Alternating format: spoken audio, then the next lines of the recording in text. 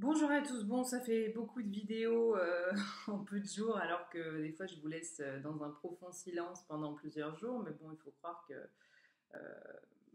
les énergies de l'été m'inspirent. Je voulais revenir sur la pleine lune du 17 juin qui est à mon sens hyper costaud. Je sens encore l'électricité dans l'air. J'ai pas eu beaucoup de retours en fait de beaucoup de monde autour de moi, je veux dire, hein, pas suite à la vidéo, mais autour de moi, des états dans lesquels les gens ont pu se trouver. Mais moi, j'ai constaté que tout ce que j'avais senti le matin était fort juste, parce que j'avais eu aucun moyen de le vérifier avant de faire cette vidéo. En fait, c'est juste que je sentais une électricité palpable dans l'air, et moi j'ai senti que j'étais survoltée, mais c'était pas une mauvaise survolte, c'était une survolte où, comment vous dire ça,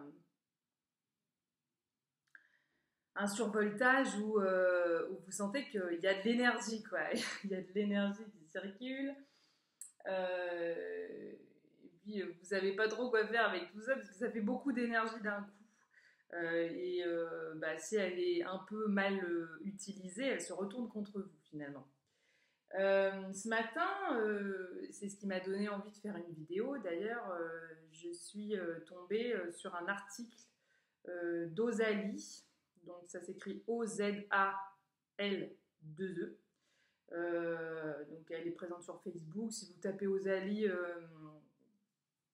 dans Google, vous allez certainement tomber sur elle. C'est une femme qui travaille beaucoup aussi avec les énergies des lunes, des pleines lunes, des signes astrologiques, le féminin, etc., les cycles lunaires en général. Souvent, c'est très intéressant. Elle travaille avec les 4 éléments aussi. Elle fait des recalibrages. Donc, il y a les recalibrages d'air, de feu, de terre et d'eau. J'en ai fait 2. Voilà, c'est participation libre, je crois, hein, par paiement par PayPal. Vous donnez ce que vous voulez et vous participez en fait à un soin collectif de recalibrage. J'ai dû faire celui du feu et celui de la terre, il me semble. Et j'avais trouvé ça très très très puissant. C'est intéressant comme expérience à faire. Donc voilà, si ça vous parle, je crois que récemment c'était le recalibrage d'air. Je crois que ça m'a moins parlé, donc bon. Mais cela dit, je pense que j'en referai parce que j'aime bien. Enfin, il y a quelque chose que je trouve très juste dans sa façon de présenter les choses. Et donc, Ozali, elle a posté un article ce matin où elle disait je pourrais pas vous faire un résumé, mais en gros, tout ce qui était resté, c'est une pleine lune qui est hyper puissante en fait. Mais moi, je sens sa puissance, mais vous imaginez même pas. Pourtant, déjà, je suis sensible avec les pleines lunes, mais alors celle-là, c'est un truc de fou. C'est un truc de fou. C'est-à-dire qu'en fait, elle vous fait sortir de vous-même. Ou alors, elle vous fait complètement vous-même. C'est peut-être même plutôt comme ça qu'il faut le dire. C'est-à-dire que tout ce qui était resté bloqué à l'intérieur, ça peut faire longtemps que ça dure, hein. Ça peut faire même toute la vie que ça dure. Voilà, il y a des choses, en fait, c'est plus possible, quoi. Faut que ça sorte.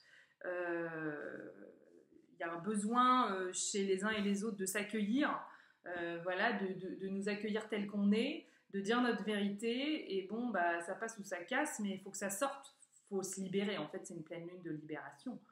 Voilà, il n'y a pas 50 mots. C'est une pleine lune de libération. Donc, c'est une pleine lune pour dire sa vérité, quelle qu'elle soit, pour s'affirmer, pour dire moi, c'est ça que je veux vivre. Euh, voilà, ou c'est ça que je veux pas vivre aussi, au soi. Donc, bah, si ça vous parle, sachez que c'est normal, c'est dans l'air. Il y a vraiment une libération qui, à mon sens, va se déployer pendant tout l'été, en fait. Bon, voilà, je me présente à vous dans ma nature sauvage ce matin. Je suis en train de m'observer en même temps et de me dire, je suis un peu hirsute. Mais c'est ça en fait. Là, je me sens dans un truc où, bah, et voilà, il faut être soi, il faut être authentique.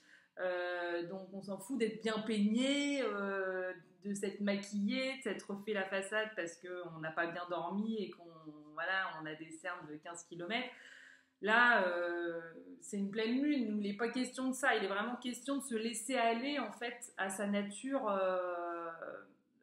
voilà, sans les masques en fait. La question, moi, que je me pose de plus en plus, c'est qu'est-ce qu'on serait sans nos masques? Qui on serait si on n'avait pas tous ces masques? Et ces masques, on les sort d'où? On les sort de nos schémas familiaux, la plupart du temps, on les sort de notre enfance, où on s'est protégé.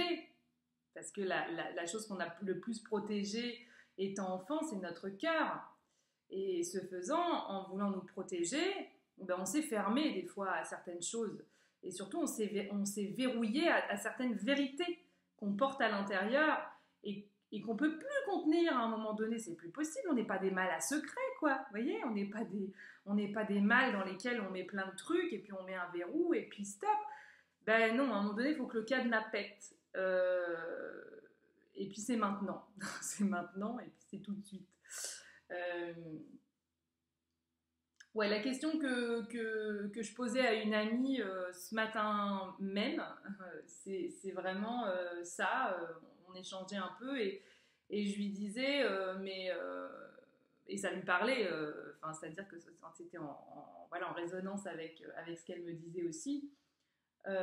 Voilà, on se disait, mais qui on serait si on n'avait pas tous ces schémas familiaux à la con, ces interdits. Bon, alors il y a les schémas familiaux, mais il y a aussi tout l'inconscient collectif.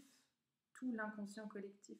Donc toutes les peurs que ça suppose, toutes les difficultés à s'accueillir, voilà, qui on serait sans les hontes, sans le besoin de correspondre à quelque chose qui rentre dans une case. Qui on serait si on se laissait aller à notre liberté en fait et à notre puissance. Peut-être qu'il y a... Voilà, on aurait peut-être zéro limite, mais dans le bon sens du terme, c'est-à-dire qu'on arrêterait de se mettre comme ça des barrières. Parce que finalement, on a tous envie de vivre l'amour, avec un grand A, l'amour inconditionnel, je dirais, mais on n'est pas nombreux à se donner les moyens. Et quand je dis on n'est pas nombreux à se donner les moyens, je m'inclus même pas dedans. Enfin, je travaille là-dessus, mais je veux dire, quelque part, je suis pas encore dedans. Je suis pas encore dedans. J'ai un pied dedans, ça c'est sûr. Mais c'est pas simple. C'est pas simple. Déjà d'être dans l'amour inconditionnel de soi, c'est-à-dire s'accueillir entièrement tel qu'on est, sans être tout le temps en train de se juger, de se blâmer, de se jeter des caillasses. Et d'accueillir totalement l'autre tel qu'il est, c'est-à-dire pas comme nous, c'est-à-dire différent, c'est-à-dire avec des filtres différents, avec des schémas familiaux encore différents, avec des hontes encore différentes, avec des culpabilités encore différentes et avec tout un tas de bagages qu'on comprend pas. Ben ouais, mais c'est ça en fait l'amour, c'est s'accueillir soi avec tous les trucs qu'on comprend pas aussi chez nous et accueillir l'autre avec tout ce qu'il est. D'ailleurs, je suis en train de réaliser que c'est très drôle parce que ce matin, je me suis habillée toute en verte. Parce que mon haut est vert, je pense que ça se voit. J'ai mis un collier vert et j'ai mis des boucles d'oreilles vertes. Et c'est le chakra du cœur, si on reste dans des trucs traditionnels, mais il faut croire que j'ai un truc à travailler, où je suis en train de travailler vraiment avec cette ouverture du cœur, de dire ça suffit, je me montre telle que je suis, je me mets à nu. Voilà. Dans qui je suis. J'arrête de cadenasser celle que je suis parce que je m'aperçois de ça. Je m'aperçois qu'en fait, on est très nombreux à faire nos choix encore en partie pour satisfaire nos parents ou pour pas déplaire à nos parents. Et à un moment donné, c'est pas du tout juste ça. Quand on a 20 balais passés, moi je les ai dépassés, j'ai même 30 balais passés moi, mais voilà, il arrive à un âge où stop. Donc déjà, on ne devrait pas chercher à plaire à nos parents. Déjà, ça c'est un truc, c'est un schéma qui est délétère. Et on devrait sentir qu'on n'a pas besoin de chercher à plaire à nos parents. On devrait sentir qu'on leur plaît, coûte que coûte, que eux sont dans cet amour inconditionnel aussi. Parce que pourquoi on n'est pas dans cet amour inconditionnel? Mais parce qu'on n'a pas été élevé dans cet amour inconditionnel non plus. On nous a mis plein de conditions. Il y a des vidéos que j'ai fait là-dessus où nos parents ils nous disent mais si tu manges pas ta soupe, tu seras privé de dessert. Si t'as pas des bonnes notes à l'école, tu vas nous mettre la honte. Et puis tu n'auras pas de cadeau à Noël. Non, j'ai pas été, j'ai pas été martyrisée, je vous rassure. Non, mais je veux dire, je suis comme tout le monde. J'ai entendu des phrases comme ça. Voilà, on m'a culpabilisée sur des trucs quand j'étais petite parce que voilà, c'est sans la conscience. En fait, les parents n'ont pas la conscience de faire ce qu'ils font. Ils ont eux-mêmes leurs blessures. Alors, ils vous matraquent les trucs que leurs parents leur ont dit toute leur enfance. Et puis, comme ils n'ont pas fait de travail sur eux, bah, ils vous les rebalancent. Et puis, vous trimballez le sac.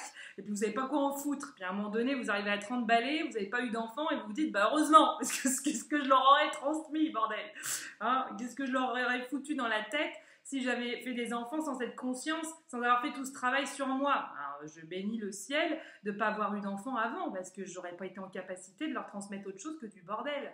Au secours. Et des interdits. Et des trucs où maman, elle s'est pas permis elle-même de vivre, donc comment elle veut élever des enfants et leur dit sois libre mon chéri. Bah, c'est pas possible. C'est pas possible parce que soi-même, on est complètement encore embrigadé dans des schémas familiaux. Donc cette pleine lune, elle vient nous dire stop.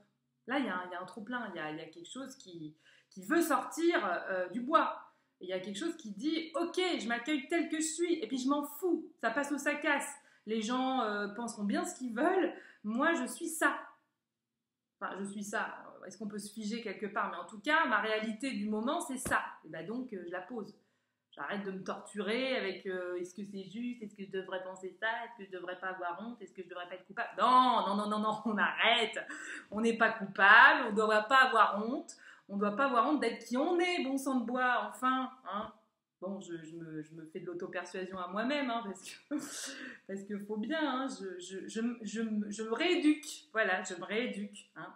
Faut bien prendre conscience de ça, c'est que nos parents, ils nous ont fourni une première éducation, mais la plupart du temps, il faut tout gommer, ou alors vous triez si vous avez envie de garder, mais souvent, il y a beaucoup de choses à jeter quand même. Et puis après, bah, c'est à vous de vous faire votre propre rééducation. C'est vous qui devenez vos propres parents. Et puis c'est vous qui vous dites bien, bah, qu'est-ce que j'ai envie de vivre maintenant? Comment j'ai envie de me rééduquer dans cette vie? Voilà. Je vous souhaite donc une belle rééducation avec cette pleine lune qui bouge. Vous inquiétez pas, ça risque de brasser encore un peu quelques jours, voire peut-être même une quinzaine, jusqu'à peut-être même la nouvelle lune du mois de juillet. Ça ne m'étonnerait pas du tout. C'est bien, d'accord? C'est bien. Accueillez tout ce qui est en train de se passer. Là, il y a des choses qui se posent, il y a des choses qui se tassent, il y a des choses qui émergent et il y a des choses qui sortent. Et du coup, vous pouvez enfin vous permettre de vous sentir libéré et peut-être de vous dire ok, j'ai jamais accepté de vivre ça, ou j'ai jamais accueilli de vivre ça, ou il y a vraiment quelque chose avec de l'ordre de l'amour quand même. L'amour est très présent. Hein. De toute façon, il est au cœur de l'été de beaucoup de signes du zodiaque. L'amour inconditionnel, je veux dire. Et donc il y a vraiment un truc de est-ce que je m'autorise à vivre l'amour ou est-ce qu'en fait je m'autorise pas parce que j'ai trop de schémas de blessures et que du coup en fait bah, je reste dans des trucs superficiels alors que je suis en souffrance parce que ce que je veux c'est vivre de la profondeur avec l'autre et je veux me donner totalement à la relation, pas pour m'y perdre mais pour m'y trouver complètement en fait et pour m'y sentir libre, voilà, se sentir libre dans les relations. Je crois que c'est hyper important parce qu'on a tendance quand même à être fusionnel ou à faire des mélanges. Je veux dire, même dans l'inconscient collectif, il y a des trucs autour des schémas amoureux, c'est une catastrophe, quoi. On est dans la possessivité de l'autre la plupart du temps et l'amour, c'est pas ça. L'amour, c'est pas de la possessivité. On a tout confondu, là, il y a quelque chose qui va pas.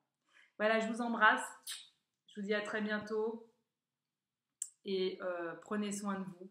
Là, il est nécessaire de faire des choses au calme. Moi, ce matin, je me suis posée, je me suis allongée avec de la musique douce pendant au moins 1 heure et je vous conseille vraiment vivement de faire ce genre d'exercice-là. Il y a besoin de se détendre, de calmer le jeu parce que l'énergie, elle secoue sec. Voilà, prenez soin de vous vraiment. À bientôt.